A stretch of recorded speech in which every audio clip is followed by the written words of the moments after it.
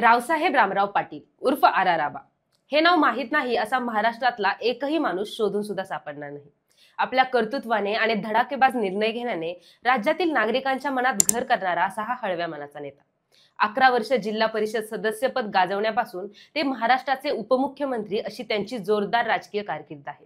त्यांनी बऱ्याच राज्यपालांच्या कारकिर्दीत काम केलं, अनेक मंत्रिपदे भूषवली।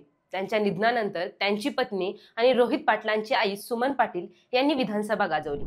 नमस्कार, मी ऋतुजा आणि तुम्ही पाहताय .exp। आता ही सगळी पार्श्वभूमी माहीत करून घेण्याची का गरज आहे, तर आर पाटलांचा मुलगा रोहित पाटील वयोमर्यादेने विधानसभेसाठी पात्र झाल्या रिंगणात उतरलाय।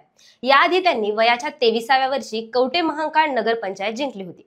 यावेळी रोहित पाटलांच्या विरोधात सर्वपक्षीय आघाडी झाली होती।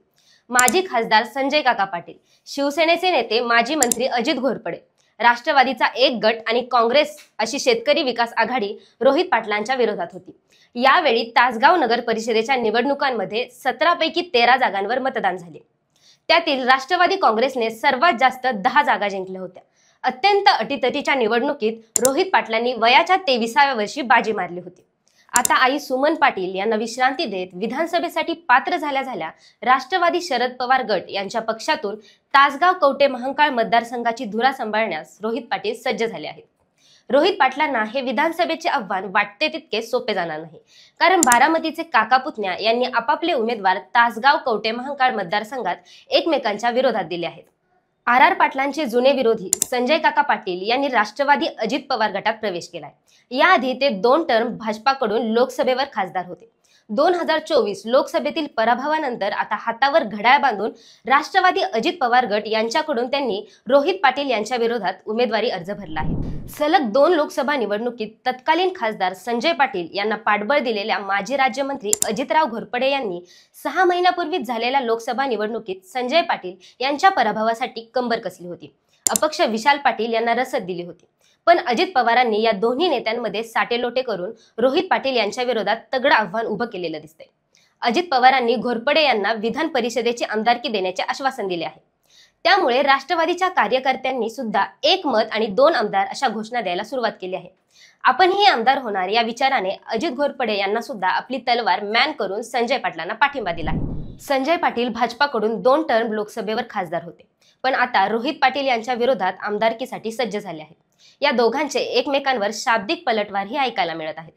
तुम्ही 10-15 वर्षाची कामं सांगा, मी मागच्या 5 वर्षाची सांगतो, असे म्हणत रोहित पाटलांनी संजय पाटलांना आपण आमदारकीसाठी कसे सज्ज आहोत आणि योग्य उमेदवार आहोत हे दाखवून दिले। तर दुसऱ्या बाजूला संजय पाटील यांनी माध्यमांशी बोलताना असं सांगितलं की रोहित पाटील हे आबांची फक्त नक्कल करतात आणि तरुण असल्यामुळे फक्त कॅमेरा पर्सन आहेत। 1990 पासूनची आबा काका म्हणजेच आबा आणि संजय काका पाटील अशी टशन अख्ख्या महाराष्ट्राला माहित आहे। 2004 ची या गटातील शेवटची विधानसभा निवडणूक होती। 2008 पासून नंतर ही लढत कमी झाली व शीतयुद्ध सुरू झालं आणि आर पाटलांच्या मृत्यूनंतर हे युद्ध काहीसं संपलं होतं। आमदार सुमन पाटील आणि खासदार संजय पाटील यांच्यात आमचाच खासदार आणि आमचाच आमदार असा छुपा समझोता दिसत होता, पण संजय पाटलांच्या लोकसभेला पराभव झाला आणि सगळं गणितच फसलं। आता एकेकाळी खासदारकी गाजवलेला नेता पुन्हा आमदारकीच्या फडात उतरला आहे। आता पुन्हा तब्बल 20 वर्षांनी आबा गट आणि काका गट असा जोरदार सामना रंगणार आहे। तसं पाहता रोहित पाटील यांच्या आगमनानंतर संजय पाटील यांचा मुलगा प्रभाकर पाटील यांचे भावी आमदार म्हणून राजकारणात आगमन झालं होतं, पण आता थेट संजय पाटलांनीच आर पाटलांचे चिरंजीव रोहित पाटील यांच्या विरोधात शड्डू ठोकला आहे।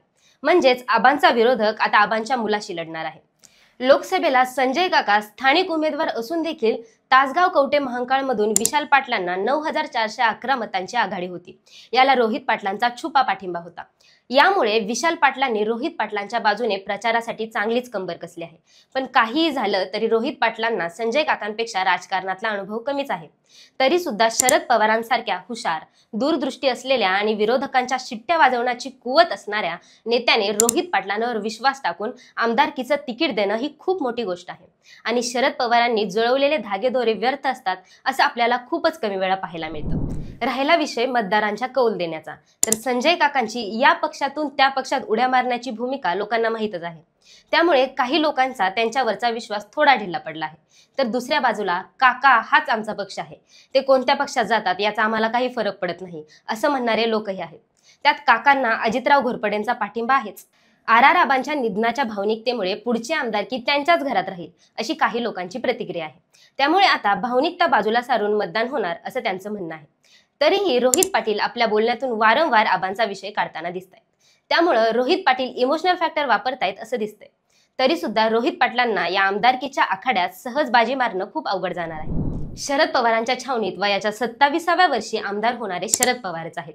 त्यांच्यानंतर आता वयाच्या 25व्या वर्षी रोहित पाटील तुतारी वाजवत विधानसभेवर जाण्यासाठी सज्ज आहेत. पण या निवडणुकीत कोण बाजी मारेल?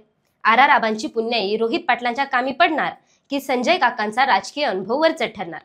तासगाव कवठे महांकाळला यंदा रोहित दादांच्या रूपाने तरुण नेता मिळणार की मुरब्बी संजय काका मतदारसंघाची धुरा सांभाळणार? तुम्हाला काय वाटतं?